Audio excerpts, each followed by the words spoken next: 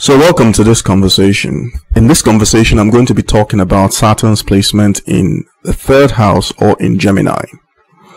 Now, I start this conversation by delineating the nature of Gemini because in this particular setup, Gemini needs to produce the functional light of Saturn.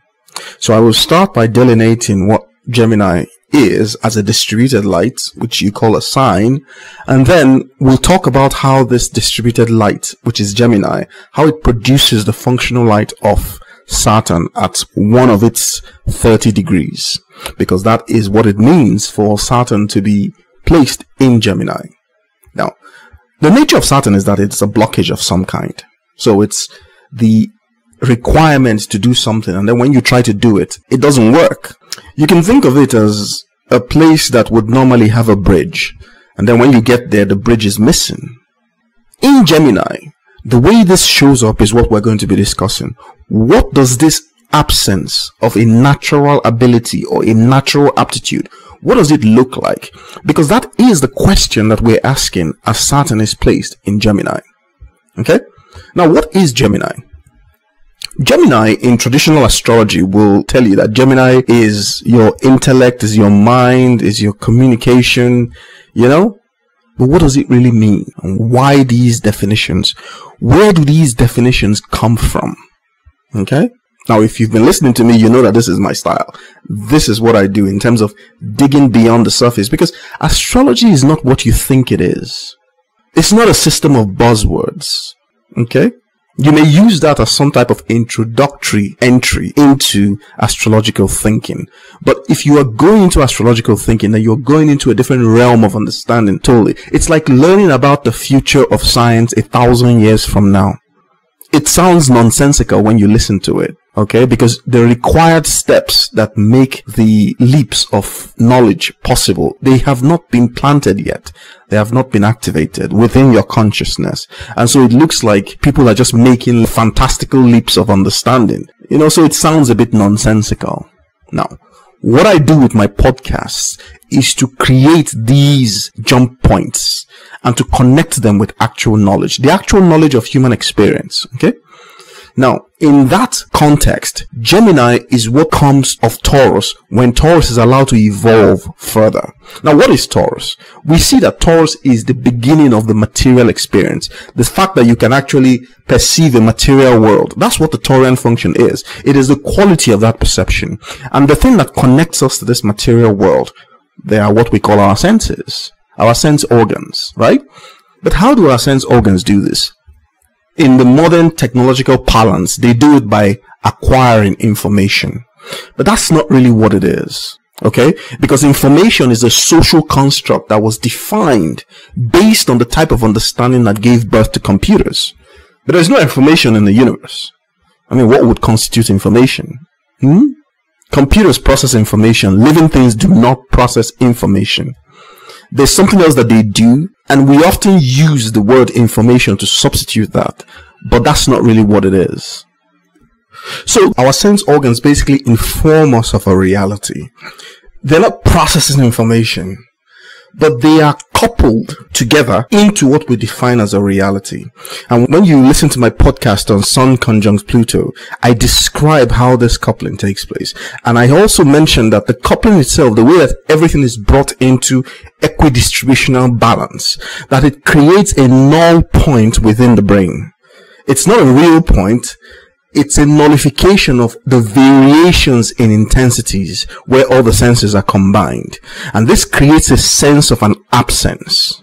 Okay? That is a construct. And nature does not allow vacuums in that sense, in the sense that it does not allow a space to be unoccupied with something. And so the compensation against that nullification is that within that sense of nothing, a self is constructed, and that self is made up of all the sensations that you receive through your senses. They are made up of the reciprocal of all those senses. And that's what you call your sense of self. It is the result of a null point. And it's a very unique type of construction because it doesn't exist anywhere in the animal kingdom. It only exists within the cranium of a human being. And it is based on the design and the organizational strategy pursued as the human brain. That's really what it is. Now, from a Taurian point of view, these sensations, they are describing a sensorial type of reality because that's all we know. And so they are the first stage of the sensation regarding what physicality is. And the first thing that we consider to be physical is ourselves, our bodies. But that body is really geared up to do, in terms of when an infant is born. An infant is born with one sense organ more developed and more sophisticated than all the others. In fact, when an infant is born, it really cannot see. It doesn't know what hearing is, so it really cannot hear. The sense organ that is the most developed is the sense of taste. And there's a reason for that, because the infant needs to suckle. And so nature has prioritized the sensorial pathways that allow the child to use their tongue to discriminate between tastes. And at that very generic level, the child is able to discriminate between two types of tastes. Is the taste pleasurable, or is it not pleasurable? Now, the sense of pleasure does something. It is what eventually informs the infant child of its physical existence, its material existence. It is therefore not a coincidence that it is through this sense organ that sustenance is arriving into the child's body. That sustenance, ultimately, is what develops into the sign of Cancer. But it must go through Taurus, Gemini, and then Cancer. This triadic relationship that exists between these three signs is what I call Jacob's ladder, because it is a continuous escalator in some sense. But it's a transport system, and it runs from Taurus through Gemini into the sign of Cancer, and then back to Taurus through Gemini into the sign of Taurus. Now, it is the ability to differentiate between pleasure and displeasure. That's what ultimately becomes the duality that you find in Gemini. Why? And the way this duality is shaped is such that after the infant child is used to receiving pleasure over and over again through the sensation of suckling, as the child gets older, it doesn't really have a mind yet. It's not thinking because it doesn't really have a sense of self yet. These things are still forming. Now, at some point in time, the child waits for sustenance and it does not arrive. It calls for that sustenance by crying, but the sustenance does not arrive. Mother is busy. This is what begins to inform the child that there is a difference between the sustenance itself, or the sustaining aspect of its reality, and itself. This is the first time that dichotomy exists within the child. Prior to that, the child believes that it is its own sustenance. Why? Because every time it needs it, the sustenance arrives. Okay? So there is no dichotomy, so to speak. Now, when the child begins to call for sustenance and sustenance does not arrive, which is something that happens inevitably, it is the process of weaning.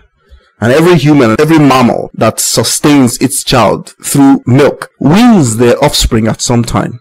Now, what this does is that the child dissociates from the sustaining quality itself, so that it begins to perceive an interval or a gap between itself and the sustaining quality. That gap is what creates the mind of the child, because the child now is forced into recognizing the gap, and the process of recognizing that gap is the process of asking why the gap exists in the first place. And that is the quality of Gemini. And astrologically, Gemini is typified by this gap, the sense of distance or the sense of space or time. But really what it is the sense of interval between where something should be, where you think something should be, and where it actually is. And these are geometries that exist in space and time. Now, this basic unit of interval is what becomes the perception of space and time. It is also what becomes a metric, because it is that metric that you will use to calibrate all your experiences in space and time.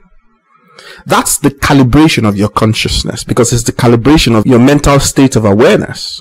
And it forms the basis upon which every type of distance will be calculated intellectually. Because if you must understand something, there must be a datum or a fixed reference point, which really is the fixicity that Taurus provides. Because Taurus is basically the search for that datum. Once it finds it, it doesn't move anymore. Gemini forces it to move, which is the reason why Gemini is a further evolved state of Taurus. But it is that quality of evolution that becomes the intellectual capacity of the creature, the mind. And so the mind really is envisaged, or it comes into existence as a metric, a measuring yardstick, a ruler of some kind. And the nature of this ruler is that it is meant for calibration. So that if you need to understand anything, you must be able to understand the absence of that thing too. And that is what represents the duality of Gemini. You hear Gemini symbolized by a set of twins, but why? Why is it symbolized by a set of twins? Now, this narrative is much, much deeper because Gemini becomes the first mutable in the natal chart as it evolves. And the reason is the ability to change state. From one set you can signify as 0 and the other set you can signify as 1. So it's like a switch. Okay? Because it is the quality of that switch that allows you to understand the difference between things. Because what we really understand when we try to understand reality are differences, contrasts. Okay? Now, when you look at anything, it could be a tree. What exactly are you looking at? Are you looking at the tree? Is there such a thing? You're looking at something else entirely. What's happening is that all your sense organs are participating in the acquisition of sensation of that tree. But you also know what the absence of a tree looks like. And that's what allows you to understand that it is a tree that you're looking at. But how does the brain store this information? Because if we're talking about Gemini, we're talking about how the brain stores these sensations in ways that allow it to recall what a tree means. And remember, brains don't store information, they store meaning. And meaning is a much more complex construct than information. And so, what does the creature sense when it looks at a tree? How does it come to the realization that it is looking at a tree? Well, if you have been paying attention to the 5 principles of organized complexity, one of the key aspects of my theory is that everything starts from prescriptive functions. Okay? So that when you look at anything, especially living material, you're really looking at the behavior of functions. Now, where do these functions come from? Well, in my theory, the functions are root irreducible forms. Ultimately, they are the relationships that exist between prime numbers. But that's a very deep conversation. It's much, much deeper than this podcast. If you're interested in that, I have several podcasts and I also have my book, The 5 Principles of Organized Complexity, published in 2011 and 2020, that really goes to town on this.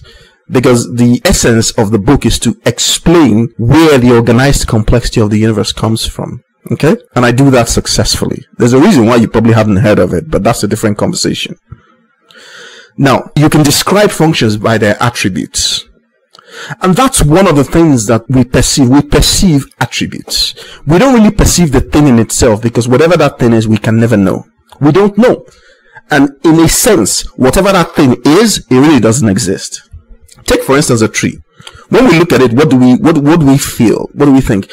We have stored as memory the aspects of the tree that fit different aspects of our ability to make meaning.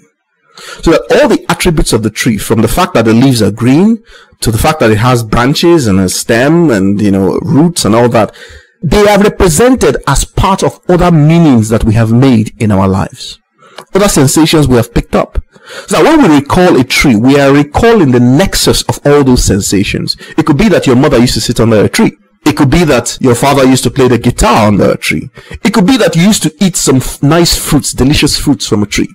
It could be that you once fell down from a tree. It could be that a tree once provided shade for you. All of these examples, they are stored in a manner of their attributes in your head. So that what a tree is in your head is really a nexus point that brings together all these meanings. And so what you're looking at different types of representations within your brain. And these representations, they are the vastness of complex networks. Because the aspects of your brain that really make you human, they are differentiated by the neuronal connections and the synapses that form between these neurons. And in that part of your brain, there's like 85 billion neurons and many other types of brain cells, all in some complex networks. And they're constantly changing these networks. These synapses are constantly making new connections and withdrawing new connections. Well, it's a very mobile system. But when you look at a physical brain, it looks like just a mass of a lump of fat.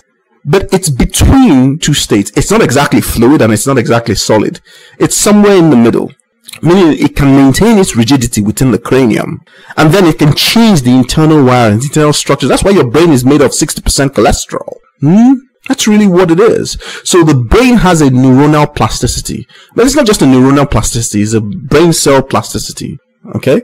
And it's constantly adapting to what you consider to be the sensations that you call a reality. It's constantly representing those sensations as realities, but these realities are stored as attributes. They're stored as patterns of attributes that within themselves contain irreducible functions. Okay? Now, there are many ways these functions are stored within the brain, but if I go into that, it's going to be a very long conversation. If you want an entry into that, you need to go to my website, the5principlesoforganizedcomplexity.com, and start your journey there. Okay? But for the purposes of this conversation, we want to understand how these blockages are introduced into all of these abilities to form and recognize these intervals. Because those intervals that I have just described, they are used to calibrate our understanding. And because of what I've just described, those attributes themselves, they are the nature of these intervals. And so we organize these intervals just the same way as we organize the attributes, and we store the sensation of what a tree looks like or what a tree means to you. We store that as various interactive complex networks within our brains, which encapsulate all the attributes we think of what a tree is. That's how we learn. Now, the interesting thing about the Germanian function in all of this is that these attributes are stored within the context of their absence. So that every attribute in its complex network is stored with its opposite in a sense. So that the way to understand anything within the duality of the way our mind functions is to understand it within the context of its absence. So if we want to understand what a tree is, we somehow contrast it with something else. We know what is not a tree, and that way we understand what a tree is. If we had no ability to contrast it, we wouldn't know what we're looking at. And this is a problem that is very unique to what we call electromagnetic interactions. Why? Because our reality system is made from electrostatic interactions, electromagnetic interactions, light.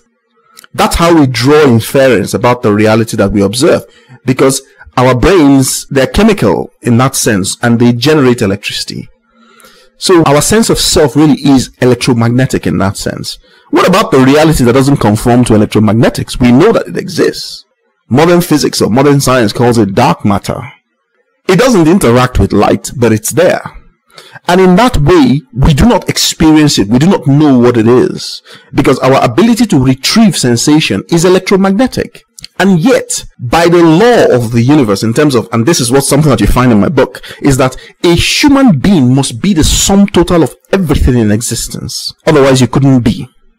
And so within you contains the essence of what that aspect of existence that doesn't interact with light is. And those become aspects of your consciousness that you are not aware of. And people say, what do you mean by this? What do you mean by aspects of my consciousness that I'm not aware of? Well, a typical example is your liver. Now, as you sit down there, your liver is the largest gland in your body. It's also the largest organ in your body. It is the most multifaceted organ in your body, because it does, modern science has identified over 500 different functions which your liver performs, and they're much, much more. Now, the functional units of your liver are called hepatic lobules. They're tiny little hexagons, because hexagons have 6 sides. Okay? And these are constantly performing their functions, keeping you alive. Without them, no life is possible. At least not human life. Okay? Now, each cell that is part of that ensemble of hepatic lobules, it has a function. It has purpose. It is doing something. But it is taking its instructions from the overall collective. It's responding to the overall collective. So whatever that collective is, the cell is responding to it. It is also participating in generating what that overall collective is. But you don't know any of this. You are not aware of any of this. Now, if your brain ceases to function and shuts down completely, every aspect of this behavior will die. It will shut down. Why? Because the brain has shut down. The brain is the control system in some sense. It is every cell moving is basically being told what to do in some sense by that brain. And yet that brain is also generating the sense of self that you feel, disconnected from all of these processes. The brain manufactures your sense of self-awareness, and it limits the type of self-awareness that you are privy to. So everything you think about yourself is just a tiny little specter of the overall processes going on in your brain. In a sense, your brain doesn't allow you to connect with individual cells and what they're doing, so that you're not aware of yourself on those levels. You are only aware of yourself on an aggregate level. And it's a very tiny form of awareness, considering the fact that there are trillions of cells in your body performing vital functions that you are not aware of. That's what it feels like when I say there are aspects of your awareness that are dark in that sense. They're not responding to electromagnetic influences. And yet, all of these are you. So the question now remains, where do your thoughts come from? Because if you listen to my podcasts on the human mind, the human brain, and human thinking as a whole, you see that I have described that when a thought appears in your mind or in your head, it doesn't matter what the thought is, right? The movement that generates that thought starts from below the Planck scale. Now, the Planck scale in physics is basically the smallest possible scale that can exist. It is defined as a function of Planck's constant. So physically, it's the smallest possible scale in space and in time that can exist. Well, the movement starts before that, if there's such a thing as a before that. Why? Because subatomic particles eventually grow up to build atomic structures, right? Atomic structures in further organization become molecules. Molecules are where the so-called biology starts from. Because living things are basically molecular machines. They're not atomic machines per se. The level of biochemistry that maintains living things, we perceive that from the molecular perspective. But molecules don't just come out of nothing. They are made up of these atoms. And yet you look at those atoms and it doesn't seem as if they're doing it. They're simple elements, right? Well, there is an organizational logical strategy that combines atoms in ways that generate molecules. These molecules now become like molecular machines. They're used to build other more complex forms of molecules, which then go on to build proteins. First they build amino acids, and amino acids then go on to build proteins. And every time you have a change of awareness in your head, what it simply means is that you have manufactured a new state of proteins in your head. That's what it means. Your moment-to-moment changing awareness really is a moment-to-moment changing of brain chemistry. And simply what that means is that the ribosomes in the nucleus of your neurons are manufacturing new things. They are making stuff. That's why your brain consumes so much energy. Your brain consumes 20% of all the glucose that you consume. It doesn't have any moving parts because there are so many tiny moving parts. And what that means is that at every moment your brain is measuring and calibrating these intervals, the intervals that we describe as Geminian. It is constantly making these contrasting calculations. It is doing so on the level of molecular chemistry. That's really what it is. Now, at some point in this organization, based on the nature of these organizations' abilities to connect across these different scales, from below the subatomic, to the atomic, to the molecular, all the way to macromolecules like proteins, right? It is the sum total of this movement that constitutes the self-awareness that you eventually perceive. Your ability to reason and think. It exists on the surface level. But what it is it's a sum total of the entire movement. So where do your thoughts really come from? Your thoughts come from the physics that organizes all of reality. And I've consistently described that physics as a physics of blackness. Now, if you don't know why I'm saying this, I have a lot of podcasts that explain the reasons why I have used this terminology. So what are you then? What is human self-awareness if the movement comes from below the Planck scale and then assembles itself together based on organizational strategies that ultimately become a sense of self? Do you still think that your thoughts are your own? But the way that we are aware of this is that we become aware of these as contrasts. And we begin to form that contrast or those contrasts from our ability to sense pleasure. That's really what it is. And we use this sense of pleasure or displeasure to create these vast complex networks of relationships between neurons in our brains. So that when you think of something that you like, your brain connects in ways that are truly, it looks like chaos, but it's not, because underlying it is the phenomenon of organized complexity, the physics of blackness. It's what maintains the coherency. Otherwise, you couldn't be a self-aware being. And your brain has to be organized in a very particular way to create this effect. Otherwise, chaos. And chaos simply means that you don't understand anything. You don't understand yourself. Now, when you look at all the other animals in the animal kingdom, especially the primates, they're not there yet. Their ability to create this type of organization, the ability of their brains to organize in this particular way, that's what's missing. That's why they appear to be below our cognitive level. Now, they can do everything in terms of think and all that, but they do not have a sense of self as well defined as we have. And the reason for that, like I've said many times, is because of this organizational strategy. This movement from the below the Planck scale to the macromolecular scale. They don't have that. The dance that these movements make as it goes on in our heads, it's not the same thing that happens in their heads. Why? Because the geometry is wrong.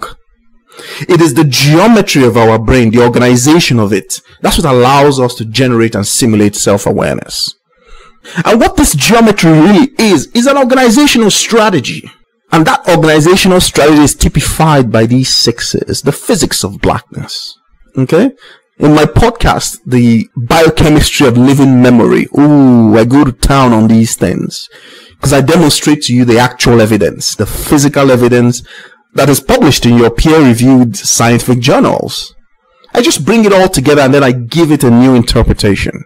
Demonstrating to you what this physics of blackness really means and how it organizes biological reality so that eventually self-awareness emerges. It also organizes the physical reality. That's the laws of nature. They're organized in a way that seems perfect for life. Why do you think that is the case? It's because they're not different things. They're all one thing, connected together by this physics of blackness in a very precise way. You can trace that connection from before the existence of the universe to you existing on a living world on a planet as a human. So there are no coincidences there. It's the most deliberate thing ever. But it's made to look as if it's not deliberate. Why? Because these things are commanded to do so on their own. And as a result of that, the smaller in scale you go, the more proliferation of possibilities that you have. And the universe needs to account for that. And so the universe creates enough space to allow for all these possibilities to emerge. And that's why space appears very vast. Because it must do this sequentially, time also appears very vast. And that is the nature of the evolution of self-consciousness to where we are today. Okay?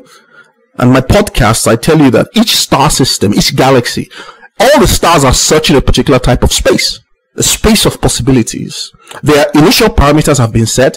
Those parameters are also the result of searches. So that what eventually happens is that based on these things commanded to do so on their own, they try out many possibilities within certain types of constraints. Those constraints are boundary conditions, and all the boundary conditions correspond to the distribution of prime numbers. I have proven this in my book, in my work. Because that's where you have the sixes. The sixes constrain the evolution of everything, making sure that each knowledge space, as it develops, as it evolves and opens up, it can ultimately collapse into a knowledge space that is on a scale lower down, on a hierarchical scale lower down. So what you have at the end of the day, in order for life to emerge, is the complete collapse of these knowledge spaces into themselves. And that's how unity is formed. That's how the connection from the very largest scales to the very smallest scales, that's how it's performed. And that's how the unity of oneness is engineered across all of reality.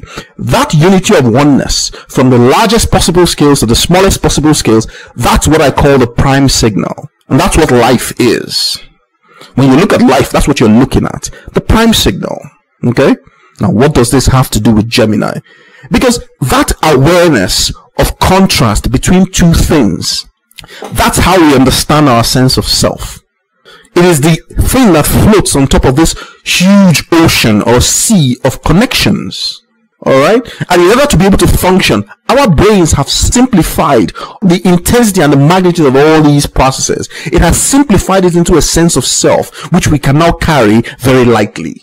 Even though underneath it is an unfathomable complexity. It's beyond belief the nature of the connections and the complexities that our brain models. And yet, we don't feel all of that. You know? We feel ourselves very lightly. Sometimes we question the type of existence we have. We start asking questions, but these things look like, surface, superficial types of questions and all that. But the sense of self itself is powered by something totally remarkable. beyond belief and beyond description. The sense of what Gemini is, the distributed light of Gemini, simply just connects everything as either functional or dysfunctional, good or bad, up or down. Duality. But duality is not a bad thing per se. It is the easiest way to create unity.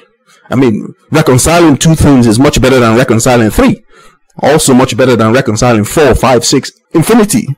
So our task basically comes down to reconciling two aspects of our natures, which is reconciling one side with its contrast. And that is what we call Gemini. Ultimately, this creates a tremendous amount of trepidation, because Gemini, in its fundamental process, is a disempowering sign. Why? Because it leaves us with questions. That's what the mind does. And the thing that we question the most is the sense of self. Where does it come from? Who are we? How did we arrive here? What is this really? Because that's where we really suffer. We suffer because we don't have answers to these questions. And in that space, in that interval, we fill it up with all sorts of stories and all sorts of narratives. Most of which are just, they don't really mean anything. It creates, in some sense, a trepidation, a fear, because we exist, but we are constantly aware of the fact that we also may not exist. That fear is what is called death. That's what death is. Because we are trapped in a duality of thinking, so that if we are born, then we have to die. It is the level of the narrative. Okay? That's really what it is. The cure for that, the antidote for that, is the sign of Cancer. It is in the sign of Cancer that those fears are calmed. And they're calmed as a continuous process of what? Nurturing. The process of nurturing is the process of calming the fears that are generated by Gemini. And so Gemini and the sign of Cancer exist in that type of symbiotic relationship. What is expressed as an intellectual curiosity, as an interval in Gemini, it finds response and answers in the sign of Cancer. So the sign of Cancer represents the first point of reconciliation. And it's even more important than that. It represents the first point of the first cycle that is the development of self-awareness. The first stage, the most important stage actually, Aries to the sign of Cancer. That's really what you still think you understand astrology. You still think astrology is just some pseudoscientific nonsense that people just rattle about because they read a book or two. It's much deeper than that. It goes right to the heart of what behavior is. And behavior is not something only expressed by humans. Creatures develop behavior. Behavior is how you respond to your environment. And if you respond to your environment consistently, then you internalize that behavior. So you don't have to figure it out over and over again. It becomes a memory. And in the physics of blackness, the biochemistry of living memory, everything I have said here now, I go into much greater detail. It's worse. I even show you, I demonstrate it to you as a proven fact. Okay?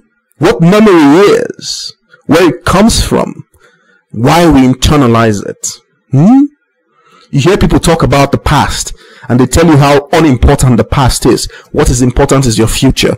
I've always told people that this is nonsense. Nature did not really give you the ability to code for a future.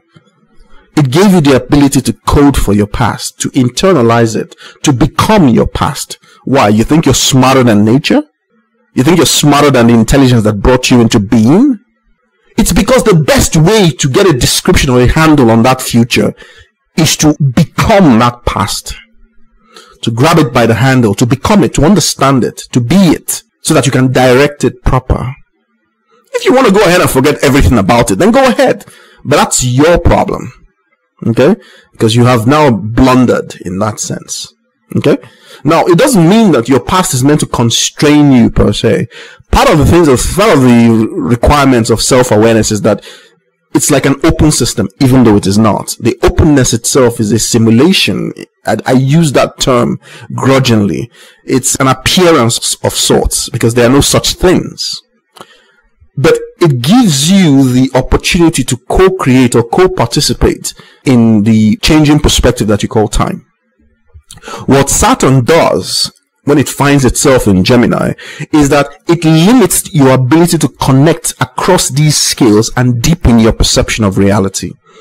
it blocks the ability of Gemini to translate into the sign of Cancer. And so Gemini remains with its fears. And the fears are built around the fact that it is constantly questioning everything, including itself. And in the early stages of life, because the cure for any Saturnian placement is experience and time, in the early stages of its life, it cannot resolve these questions into anything meaningful and anything satisfactory.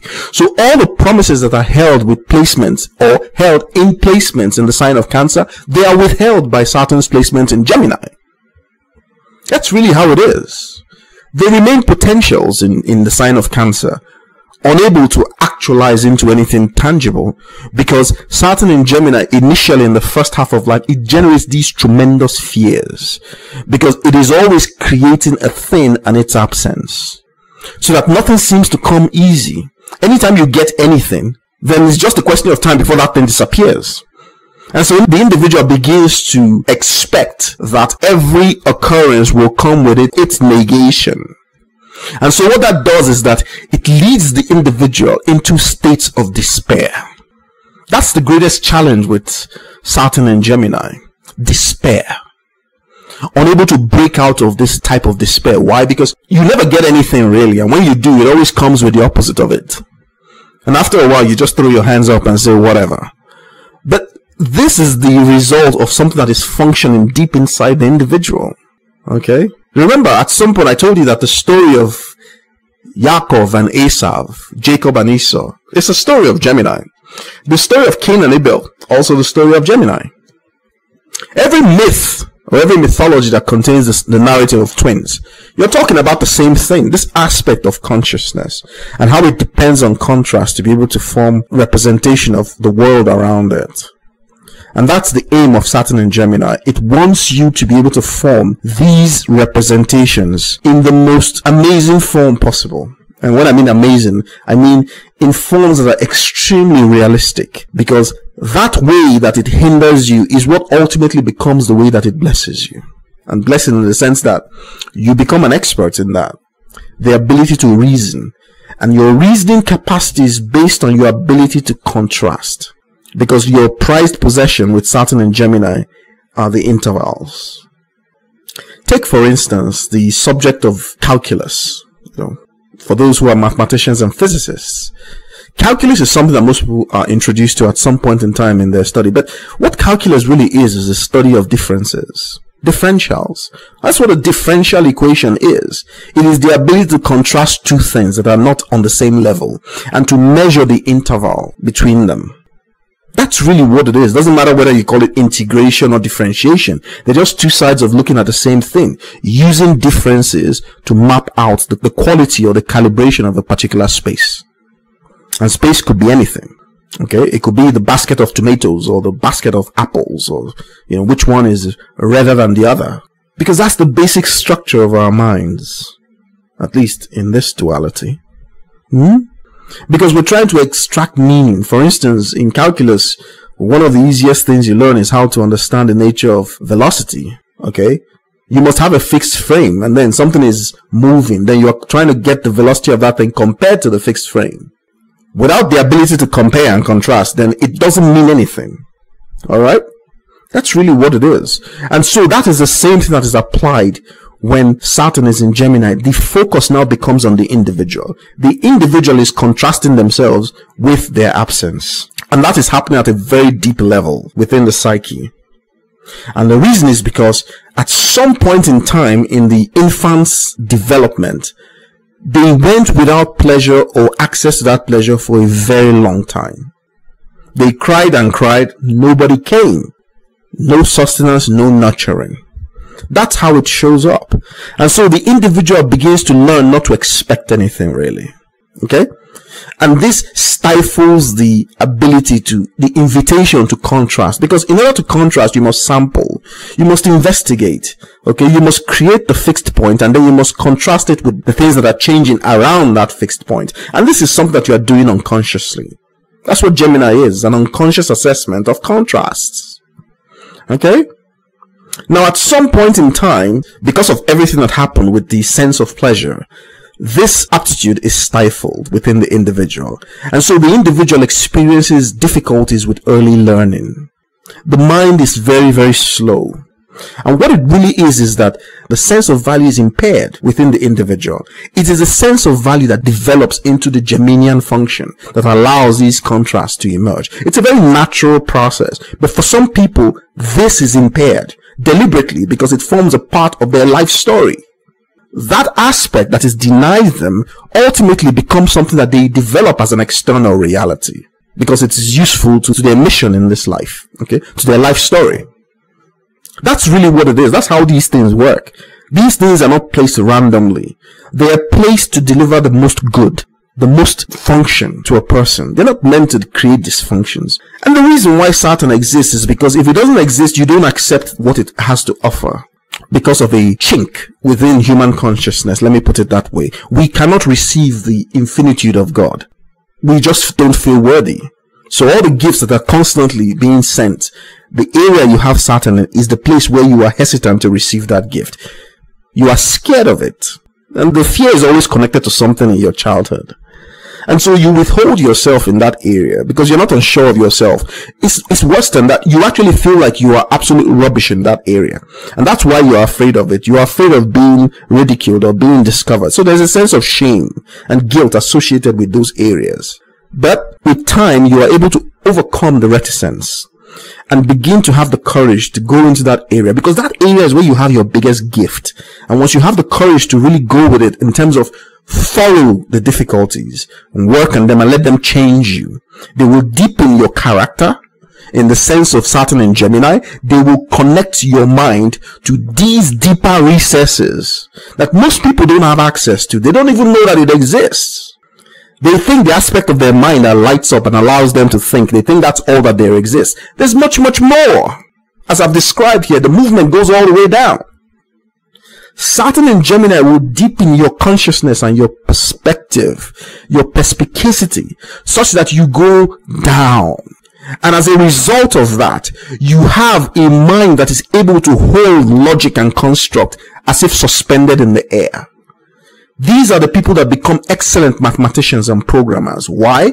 Because the mind is slowed down to the point where they're able to hold a single thought suspended in the air for considerable periods of time. And they're able to bring such structures together and begin to connect them almost as if they are seeing the connections. And that way, they become very good logical programmers. They're able to connect A to B to C to D to E, all the way to Z. And they're able to describe these connections. These are minds that become very potent, depending on the life story as it is encoded within a natal chart. And so the initial struggle is to deepen the mind, to make sure that it can connect across these hierarchical levels, to deepen the quality of perception, to deepen the personality in that area. It means slowing down Gemini, and that's something Gemini doesn't want to do. So it means that these intervals and the ability to contrast, they just don't become information gathering tools, a way to calibrate any space, to measure the properties of any space, because that's what learning is. In order to learn, you have to create a space. Whether you call it a concept space or knowledge space, it's a space that you now populate with things. But the relationship between those things, if you don't find them, then you might as well not know anything. So you create a space and then you understand the relationship between objects in that space. That's the nature of mathematics. That's how logic is informed. But this is the gift of Saturn and Gemini. Okay? Now, in the initial stages, the person is a very poor communicator. Why? They don't want to speak. Because when they try to speak, the connections they make within the verbal structure, it doesn't make any sense. So most of them often suffer from early speech impediments, which is a reflection of their reticence when it comes to being able to express themselves. So they hold back. They're afraid. They're afraid of being laughed at, being ridiculed, so they simply don't say anything. And it takes these people a while to learn to speak. Eventually, when they start learning to communicate, they come across as the opposite spectrum. Too businesslike, too formal. What is it with you? You cannot handle light, superficial talk. Okay? The individual's task is to find that balance. Because even though they develop this formidable mind and this formidable ability to hold down logical structures, you must realize that people don't run their own lives according to logic. people run their lives according to prejudice and emotions. Okay? So from one extreme to the other, they may come across as very cold, very calculating, very robot-like in their thinking, very logical, very business-like. They make perfect accountants, for instance. They make perfect linguists, because it's not the language itself, it's the structures. It could even be the tonal structures that exist within language. But whatever it is, wherever there is structure, these people have the minds that are able to delineate the structure within things. Because that is the task they have performed on themselves their entire lives. They have been able to address the inability of their psyche to construct this internal sense of knowing within themselves. They've struggled with it for years. Eventually, they become masters at it, and they're able to extend it into what you consider to be an external reality. And then you look at somebody who's a very good mathematician or someone who's a very good programmer. Because computer programs are basically just logical structures, right? Being able to string them together, being able to understand the flow of logic. They also make very good accountants, like I've said before. They have a propensity for music, but something else is needed. Because music is just, the way it is written and the way it is understood, they're basically just structures, right? But something else is needed. Otherwise, the rigidity of Saturn in Gemini does not allow it to fluidly express itself in the form of music, even though the aptitude is there. Okay? These people ultimately make excellent business-minded people. Wow, they come into their element here in the sense that business contains logic, because business is much more than that. In some sense, business is all about relationships. But when it comes to the logical structures and the progressions of businesses, these people find their natural habitat. Okay? Commerce, trading systems, platforms, the structures of trade, the flow of discourse when it comes to global finance, these are where these people excel eventually. Not in the early stages. Because the early stage, they're struggling with depression. This combination between Saturn and Mercury, in terms of Saturn in Gemini, the downside is despair. That's the downside. And the despair comes because the individual cannot express themselves. And it doesn't mean that the ability to reason is impaired. It just means that when it comes to actually stringing all those things together into conveying exactly how they feel, everything falls apart. And they get terribly misunderstood. Alright, and this is like a drain on their psyche. So Saturn in Gemini usually suffers from mental exhaustion in the early stages because it's like learning to be a marathon distance runner. But you are born to be a sprinter. All your attributes are sprinting. Okay, so you get off fast from the starting lineup, but after 100 meters you're done. And there's still 40 kilometers to go. So gradually the individual begins to learn and calibrate. And as they do so, their sense of self deepens. It deepens because they begin to collapse across these hierarchical structures. They begin to understand themselves on different levels. And as they do so, the mind deepens.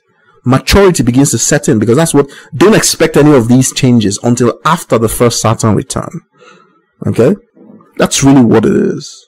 So if you have Saturn in Gemini or in the third house, for instance, then you have to know that you are on a long distance process of calibrating your mind. Your problem is not information. Your problem is structure and information. That is, between the attainment of objectives. You know what an objective is, right? An objective is a goal, alright? And when you have Saturn in Gemini, you struggle with meeting objectives. Why? Because objectives are leonine qualities. They're typified by the solar aspects of your nature, your ability to focus. But there's a reason why Mercury is the emissary of the sun. It is Mercury that allows the discrimination of what the sun is in the first place. So when you have Saturn in Gemini or in the third house, that particular process is impaired. It is held back. It will not tolerate the superficiality of Gemini. Okay? So it must deepen that process to make sure that the movements are well coordinated and well synchronized. And that is the task. So that if you have Saturn in the third house or in Gemini, you can start that task anytime. The task is to understand the calibration that is allowed with these intervals. Your impairment is that when you try to structure out these intervals, they're all jumbled up. They don't make any sense. Okay? You gather up all sorts of facts, but what do they really mean? You have no idea. You might get away with it for a while, bamboozling people with facts, but you have no meaning as to what they really mean. You see, because what is needed is a deepening of that perception. And deepening means that you have to make choices between what is considered important and what is not. So Saturn and Gemini in the third house, they always see too many possibilities in the first place, and they may try to chase too many. But most of those possibilities are closed. They do not have the coherency of mind to really reach for any of these possibilities in order to actualize them. And so objectives seem very far away. It always starts off very well, and then everything flounders along the way. And this leads to despair. This is where the despair comes from, because it seems as if they have so much in their arsenal, and yet when they try to reach for the prize, everything falls apart. Most of it, the reason is because they have made the wrong steps. Playing chess, chess is a very intellectual game that deals with strategy and tactics. Alright? Being able to see several moves ahead. It's not really a mental thing, but in order to get it to become an intuitive thing, you have to play many games and see many patterns. And then the sign of Cancer does what it does best. It begins to internalize those patterns into reflexes and instincts. That's how the best chess players in the world, that's how they play chess. Through pure instinct. They can see 15 moves ahead, not because they spend their time calculating 15 moves ahead, but because the patterns have been so familiar, they have become internalized. And that comes from playing a lot of games, a lot of variations, right? Well, that is the task of Saturn and Gemini. Saturn in the third house. You need variation. You need to see a lot of patterns, and then you begin to select the patterns that are important. That's where the work really is. This ability to choose the patterns that are important. So you need to experience reality, conversations, all forms of verbalizations. Because what you're learning to do is you are learning to identify the connections within your immediate environments that serve your objectives, and being able to weight them accordingly. Because that's where the job is. The job is these intervals. The intervals are weightings. Weighting in the sense of how important they are. And then being able to arrange those weightings in such a way that they lead to the achievement of your objectives. Because what usually happens is that even when you can identify the intervals correctly and the contrasts correctly, you weight them wrongly. So you make step 5 as step 1. And try to implement step 20 as step 2. And then everything just falls apart. It falls apart into a jumbled mess. And then you learn from that. Because what you're learning is you're learning how to identify the weightings of these contrasts and these categories, and to arrange them in a structured, logical format. And so things that allow you to understand the weightings of things, that is, the intervals between things, the contrasts between things, and how to sort them into hierarchical structures. Those things allow you to improve your mind. Your mind has been created in a way that is waiting for these variations, these learnings. And so in the early stages, conventional learning strategies don't work for you. That's why most Saturn in the third house or Saturn in Gemini placements, they struggle with early education. They struggle with being able to express themselves early in life. There is always a reticence of some kind, where the individual, having once been made fun of or several times, they close up, they shut down. They don't want to experiment in that area anymore. And yet it is very important that they do. And Saturn, as a result of that early experience, it goes into defensive mode, where the individual now compensates for this by gathering useless information about all sorts of things, but they cannot use it for anything, because it doesn't mean anything really. Remember, your brain does not store information, it stores meaning. And meaning is stored as attributional constructs. It's a vast complex network that codes for attributes about things. So how tall something is, how short it is, what color it is, and every attribute is stored as a contrast to what it is not. And ultimately what emerges is a vast complex network of structures that represent the way that you perceive yourself when you think. And if you could see that in your brain, you would see it as constant flickerings, like an electrical storm all over the place. But underlying all of that is the sense of self that is you. And because you are a coherent being, at least when you try to think, That means that underlying all of this thing that looks like chaos is organized complexity, simplicity. Because that's how you perceive yourself, except you're having mental problems. Okay? And Saturn in the third house and Saturn in Gemini has its fair share of mental problems. Most of the problems revolve around despair, like I've said earlier. So it is very important that these people are engaged and stimulated at the right level. Otherwise, the tendency is to become very sober, very dull, very downcast. And that's simply because the Geminian function is being stifled by the constrictions and the restrictions that Saturn imposes. And so the ability to discriminate, contrast, and measure the intervals, those abilities and those aptitudes, they become asphyxiated within the individual. Nothing stimulates them anymore. For them, the world is a dull, uninspiring place. Okay? So within Saturn in the third house of Saturn in Gemini, you find one of the greatest possibilities for success, and also one of the most difficult if the individual doesn't find a way to elevate this Geminian function into a form that can be given social acceptance. You know, this type of social acceptance that Saturn is looking for is mastery. And, you know, it's about people coming together to say, you have done well. You have achieved something. There's a recognition and a sense of authority that comes into your life as a result of the effort you have put in. Because that effort is not solely about the end result, it is also a measure of character. And that's where people distinguish themselves. Okay? Anywhere you have Saturn in your natal chart is where you are going to experience this type of journey. You know, anyone ever seen A Beautiful Mind? It's a movie. Alright? Now, it's a movie that really deals with the difficult journey that greatness often demands from the individual. Okay? And in that area, the demand came in the form of mental illness. The individual became so brilliant, he lost touch with reality. But there are other factors in that, beside the Saturn in Gemini or Saturn in the third house thing. There's an element of illusion, losing the ability of being able to differentiate between what is real and not. That's not a Geminian function, really.